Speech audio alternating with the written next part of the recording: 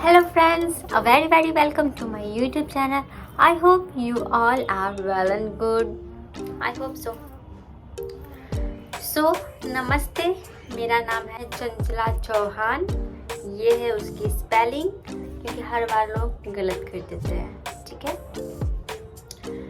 तो आज का थंबनेल देख के आप लोग तो समझ ही गए हुए. आई होप सो कि आप लोग को थंबनेल दिखा होगा, क्योंकि अब ऑटोमेटिक वीडियो स्टार्ट हो जाती है. नहीं भी दिखा है तो मैं बता दे रही हूँ. आज का वीडियो होने वाला है मेरा वर्स्ट हॉस्टल एक्सपीरियंस. मैं वर्स्ट हॉस्टल एक्सपीरियंस. ये मैं इतना खुश होकर क्यों बोल रही हूँ, आप लोग ये सोचोगे कि वर्स्ट है तो इतना खुश क्यों है. क्योंकि मैं छूट चुकी हूँ ना उस चीज़ वर्स्ट से, उस वर्स्ट सिचुएशन से मैं निकल चुकी हूँ ना, तो इसलिए मैं खुश हूँ. मैंने ओवरकम किया. मेरे पास दिमाग नहीं था, फिर भी मैंने उस चीज़ को समझा और मैं वहाँ से भाग के आई दूसरी जगह. ठीक है, तो आई होप आज का मेकअप लुक आप लोग को अच्छा लगा. बताती हूँ कि मैंने आज मेरे मेकअप लुक में क्या क्या किया है. जय हिंद दोस्तों. तो चलिए स्टार्ट करते हैं. तो ये बहुत ही पुरानी बात है, लगभग 1 महीने पहले. नहीं. तो हुआ कुछ यूँ था कि मुझे अचानक से शौक जगा कि मुझे अब अपने घर को छोड़ देना चाहिए. मतलब अपना घर को छोड़ के मुझे कहीं अपने हाथ पैर चलाना चाहिए, अपने लाइफ में कुछ करना चाहिए. 1 महीना लगाया मैंने जद्दोजहद से एक हॉस्टल खोजा. मैं आई यहाँ रहने के लिए. हॉस्टल बहुत ही अच्छा था.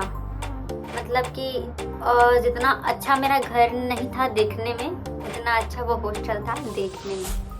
और सिर्फ देखने में ही था, उससे आगे एक्सपेक्ट उससे मत कीजिएगा कुछ. तो हुआ कुछ यूँ कि मैं पूरे प्लानिंग के साथ अपना सामान पैक करके आ गई. मैं उस टाइम अकेले ही आई थी उस टाइम. मेरी मम्मी उसके बाद आई थी वो हॉस्टल देखने के लिए, क्योंकि उनको टाइम नहीं रहता है. वो थोड़ा वर्क में बिजी रहती है, जिसके कारण उनके पास समय नहीं रहता है.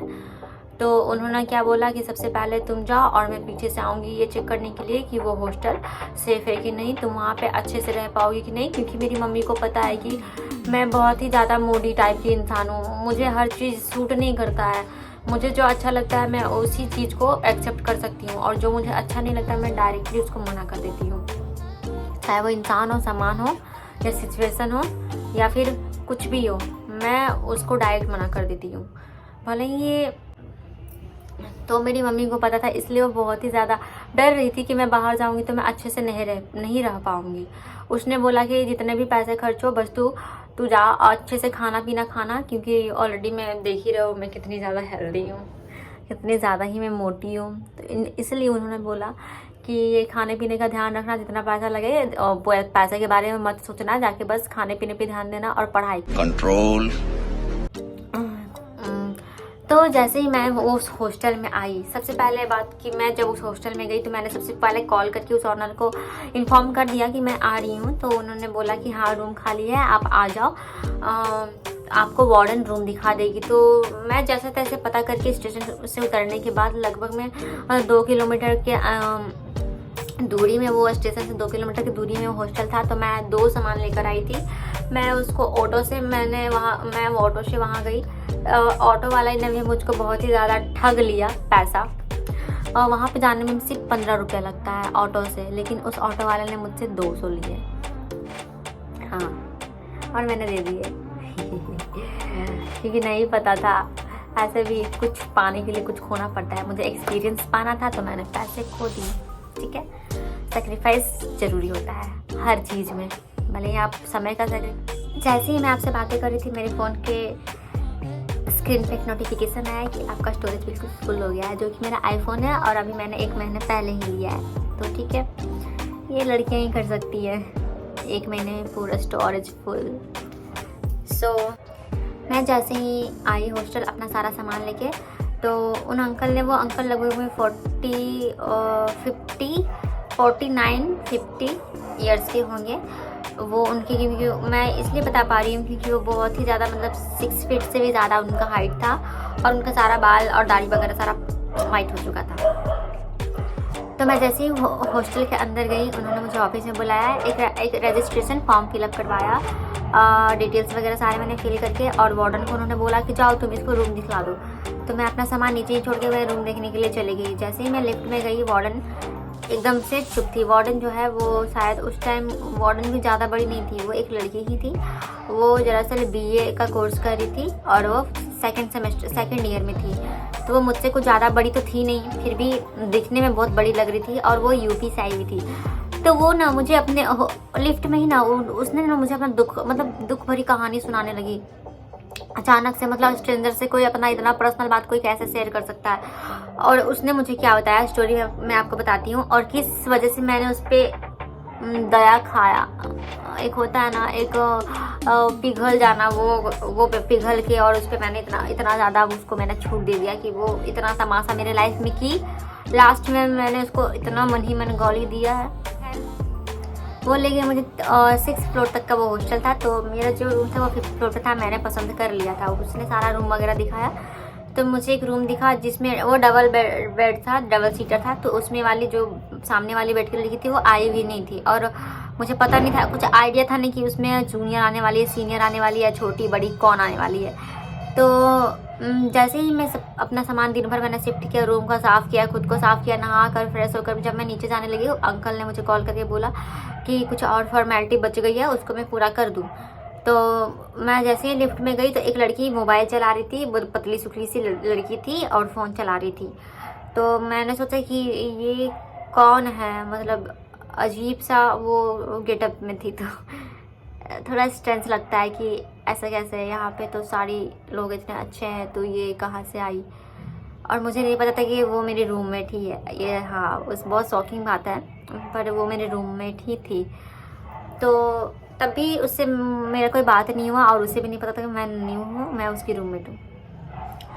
तो ये जो हॉस्टल का मैं एक्सपीरियंस है मेरा, ये रूममेट्स के और रूममेट की जो कुछ दोस्तियाँ की कहानी में बताने वाली हूँ। उन्होंने उन चारों ने मेरे साथ क्या किया, और उन चारों ने अपनी एक बहुत पुरानी दोस्त के साथ भी क्या किया, मैं आपको सब बताऊंगी। कितनी ज़्यादा मतलब ये गिरी हुई थी वो सारी,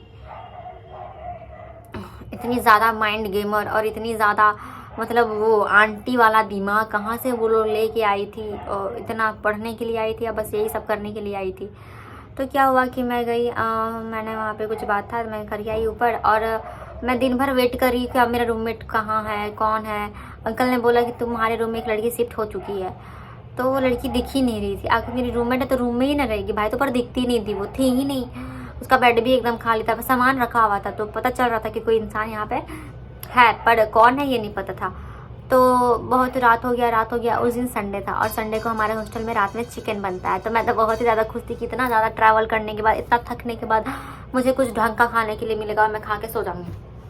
और न्यू जगह जाता तो बहुत ही ज़्यादा घर का भी याद आ रहा था कि अभी मैं अपने कुछ खाती, मुझे भूख लगा हुआ था। उस एरिया के बारे में मुझे कुछ पता नहीं था, मैं पहली बार आई थी, और मेरे घर से भी कोई इधर आया नहीं है। ठीक है, ये तो शॉकिंग बात है कि मेरे फैमिली मेम्बर्स या कोई भी यहाँ नहीं आया हुआ है। मैं इकलौती हूँ, जब मैं खुद से आई हूँ, मुझे किसी ने पहुँचाया भी नहीं, और ना ही मुझे हॉस्टल को छोड़ने आया, मैं अकेले ही आ गई थी।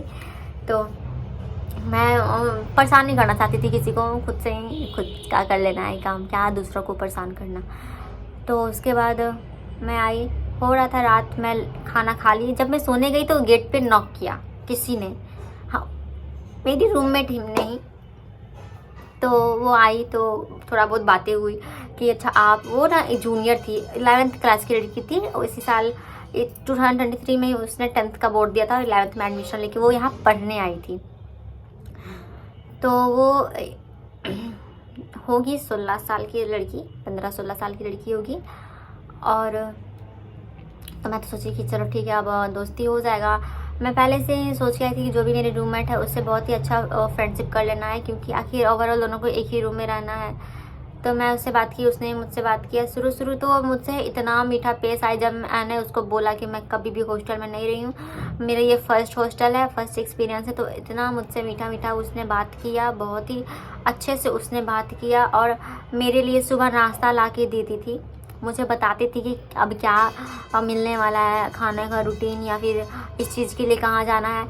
मुझे उसने शुरुआत में बहुत ही ज़्यादा हेल्प किया कि वो रह चुकी है, उस हॉस्टल में रह रही थी वो 3-4 महीनों से, तो बहुत दूसरे रूम में रह रही थी, पर वो उस टाइम मेरे रूम में शिफ्ट कर गई क्योंकि वो पहले 4 सीटर में रहती थी, तो उसको 4 सीटर अच्छा नहीं लगा तो वो डबल सीटर में आ गई।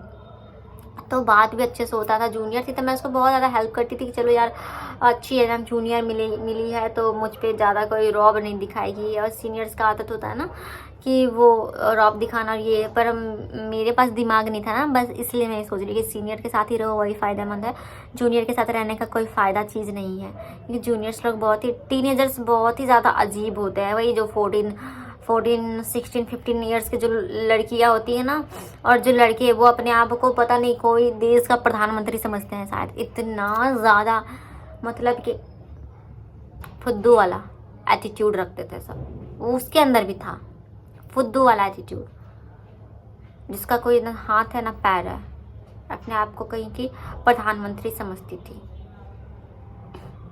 और सारे टीनेजर ऐसे ही सोचते हैं। जब मैं थी तो मैं भी सोचती थी, पर इतना ज़्यादा नहीं, इतना मैं कभी थी ही नहीं, अपने टीनेजर में भी नहीं थी, ना ही मेरे घर के कोई बच्चे थे, ना ही मेरी फ्रेंड सर्कल में कोई, कुछ लोगों की बात मैं कर रही हूँ, अपने आप को कहीं का प्रधानमंत्री समझते हैं, टीनेजर्स की बात कर रही हूँ, कुछ टीनेजर्स ऐसी होती है। वो लड़की भी वैसी ही थी, वो लड़की उस लड़की का मैं बताती हूँ। एक मेरी रूममेट की एक फ्रेंड, उस फ्रेंड की एक दीदी, और उस दीदी की एक फ्रेंड, यानी टोटल 4 लड़की, और एक दूसरी रूम की लड़की, टोटल 5 लड़की। 5 से मेरा दोस्ती बनने के बाद मेरे साथ क्या क्या घटनाएं हुई हैं, मैं उसके बारे में आपको बताऊंगी कि ये लोग मेरे साथ क्या क्या नहीं की है, पीठ पीछे मेरे हंगामा मचा के रखी हुई थी। जब हम इसका बात नहीं मानने लगे, इस 4 में से 5 में से एक लड़की जो है वो सब पे अपना राज चलाना चाहती थी, और मुझे सोचती थी कि मैं उसके लिए नौकरों की तरह काम करूँगी, या मैं उसकी वो चिकनी चुपड़ी बातों में आके मैं उसका सारा काम कर दूँगी। मैंने ऐसा नहीं किया, मैं वो लोग को गलत चीज़ों में साथ नहीं दी, तो वो लोग 4-5 मिल के ना मुझको एकदम वो कर दिए, बोलते हैं ना, बहुत ही गंदा एक्सपीरियंस उन्होंने मुझको दिया। तो ये स्टोरी मैं आपको दूसरी पार्ट में बताऊंगी, ये वीडियो बहुत ही ज़्यादा लंबी हो चुकी है, तो मैं आपको दूसरे ही पार्ट में वो बताऊंगी। तो आशा करती हूँ आप दूसरा पार्ट ज़रूर देखेंगे। ठीक है, मिलते हैं दूसरे वीडियो में, और इस वीडियो को आप लाइक करें, शेयर करें और सब्सक्राइब करें, और अपने हॉस्टल फ्रेंड से शेयर करें, और अपने टीनेजर लड़की से भी शेयर करें, ताकि उसे पता चले कि हॉस्टल का लाइफ कितना ही ज़्यादा रोमांचक होता है। ठीक है, बाय।